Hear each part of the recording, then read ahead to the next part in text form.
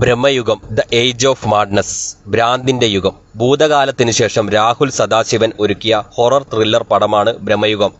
രാമചന്ദ്രയും ശശികാന്ത് നിർമ്മിച്ച ബ്രഹ്മയുഗത്തിന്റെ സംഭാഷണങ്ങൾ എഴുതിയിരിക്കുന്നത് ടി രാമകൃഷ്ണനാണ്. മനോഹരമായ സംഭാഷണങ്ങൾ എല്ലാം തന്നെ വളരെ ഡിഫറൻറ്റും ക്യാച്ചിയും ആയിരുന്നു. ചിത്രം തുടങ്ങി ടൈറ്റിലിലേക്ക് എത്താൻ വരെയുള്ള രംഗങ്ങൾ വളരെ മികച്ചതായി ഭയം ജനിപ്പിക്കുന്ന രീതിയിൽ തന്നെ വ്യത്യസ്തമായി തന്നെ കൊണ്ടുവന്നു. വളരെ കുറച്ച് കഥാപാത്രങ്ങൾ മാത്രമുള്ള സിനിമയിൽ ലൊക്കേഷൻസും വളരെ കുറച്ച് തന്നെ ഉണ്ടായിരുന്നുള്ളൂ.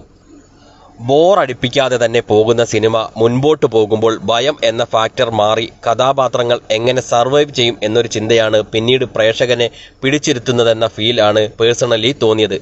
നല്ല രീതിയിൽ ഹോംവർക്ക് ചെയ്ത സ്ക്രിപ്റ്റിൽ മമ്മൂട്ടി എന്ന നടന് റീസെൻ്റ്ലി ഇറങ്ങിയ സിനിമകളിലെ കഥാപാത്രങ്ങളോട് ഒരു തരത്തിലും സാമ്യതയോ ബന്ധമോ ഇല്ലാത്ത പ്രകടനം കാഴ്ചവെക്കാനുള്ള അവസരമാണ് സംവിധായകൻ ഒരുക്കിക്കൊടുത്തത്. മമ്മൂട്ടി ആ ജോലി 100% തൃപ്തി കിട്ടുന്ന രീതിയിൽ തന്നെ ചെയ്തു വെച്ചു എന്നതാണ് സന്തോഷം. ഇന്റർവൽ ബ്ലോക്കിലെ ഡയലോഗ് പോലെ തന്നെ നമ്മെ പോകാൻ അനുവദിക്കാത്ത തരത്തിലുള്ള ഒഴുക്കായിരുന്നു പടത്തിനുള്ളത്. ബ്രഹ്മയുഗത്തിന്റെ കോസ്റ്റ്യൂമുകൾ വളരെ സിമ്പിൾ ആണെങ്കിലും കഥയോട് ചേർന്ന് നിൽക്കുന്ന തരത്തിൽ തന്നെയായിരുന്നു. ബ്രഹ്മയുഗത്തിന്റെ പശ്ചാത്തല സംഗീതവും ഛായാഗ്രഹണവും വളരെ മികച്ചതായി തന്നെ തോന്നി. ഒരു ഹൊറർ മൂവി അല്ലെങ്കിൽ ഒരു മാന്ത്രിക കഥ, അതുമല്ലെങ്കിൽ ഒരു മായാലോകത്തെ കഥ ആയതുകൊണ്ട് തന്നെ തിയേറ്ററിൽ തന്നെ എക്സ്പീരിയൻസ് ചെയ്യേണ്ട ചിത്രമാണ് ബ്രഹ്മയുഗം എന്നാണ് കണ്ടു കഴിഞ്ഞപ്പോൾ ഉള്ള അഭിപ്രായം. സിനിമയുടെ കഥ പറയലിൻ്റെ രീതിയും താളവും ടെക്നിക്കൽ വശങ്ങളും എല്ലാം തന്നെ മികച്ചതായിരുന്നു. അനാവശ്യമായ ബഹളം വയ്ക്കുന്ന ഓഡിയൻസ് ഇല്ലെങ്കിൽ ഇപ്പറഞ്ഞ എല്ലാ ഫാക്ടേഴ്സും നമുക്ക് നല്ല രീതിയിൽ തന്നെ ആസ്വദിക്കാമെന്നാണ് വ്യക്തിപരമായി എൻ്റെ അഭിപ്രായം. പടത്തിന് പോകുമ്പോൾ അഥർവമൊക്കെ മനസ്സിലുണ്ടായിരുന്നുവെങ്കിലും ആ ലെവലിൽ ഉള്ള അല്ലെങ്കിൽ ആ കാറ്റഗറിയിൽ ഉള്ള ഒരു ചിത്രമല്ല ബ്രഹ്മയുഗം.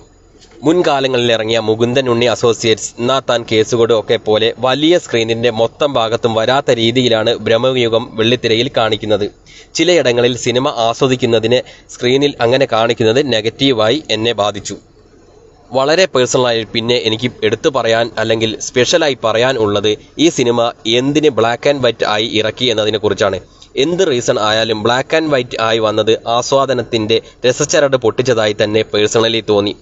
കളറിൽ തന്നെ വന്നിരുന്നുവെങ്കിൽ പടത്തിന്റെ 95% രംഗങ്ങളും മറ്റൊരു കിടിലൻ ഔട്ട്പുട്ട് ലെവലിലേക്ക് പോയേനെ. പല ഷോട്ടുകളും അറിയാതെ കളർ ചേർത്ത് ചിന്തിച്ചു പോകുന്ന അവസ്ഥ ഉണ്ടായി. ഇത്രയും കളർഫുള്ളായ കാലഘട്ടത്തിൽ വീണ്ടും പഴയ കളറ് മങ്ങിയ നിലയിലേക്ക് പോകേണ്ടിയിരുന്നില്ല എന്നാണ് പേഴ്സണലി ഉള്ള അഭിപ്രായം. മൊത്തത്തിൽ വിലയിരുത്തുമ്പോൾ മമ്മൂട്ടിയും സിദ്ധാർത്ഥ് ഭരതനും അർജുൻ അശോകനും മണികണ്ഠനും മത്സരിച്ച് അഭിനയിച്ച അണിയറ പ്രവർത്തകർ ഗ്രഹപാഠം ചെയ്ത് പണിയെടുത്ത മലയാളത്തിന് വ്യത്യസ്തമായി അനുഭവം തന്ന ലൊക്കേഷൻസും കഥാപാത്രങ്ങളും വച്ച് നോക്കുമ്പോൾ ചെറിയ സ്കെയിലിലുള്ള ഒരു മികച്ച ചിത്രം തന്നെയാണ് ബ്രഹ്മയുഗം.